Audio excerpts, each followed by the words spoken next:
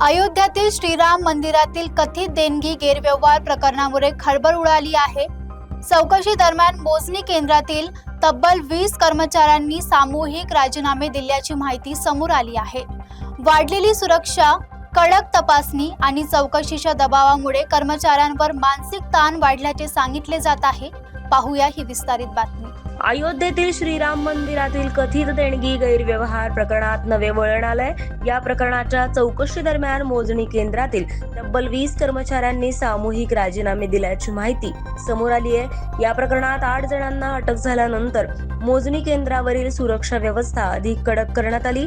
तसेच प्रत्येक कर्मचाऱ्याची सखोल चौकशी आणि तपासणी सुरू असल्याने त्यांच्यावर मोठा मानसिक ताण निर्माण झाल्याचं सूत्रांचं म्हणणं आहे। या घडामोडीनंतर देणगी मोजणीचे काम करणाऱ्या कर्मचाऱ्यांची संख्या आता अवघ्या 1 डझनवर आली आहे। त्यामुळे मंदिरातील देणगी व्यवस्थापन आणि पुढील चौकशीकडे देशभराचं लक्ष लागलं असून या प्रकरणात आणखी कोणते नवे खुलासे होतात याकडे आता सर्वांचंच लक्ष लागलंय।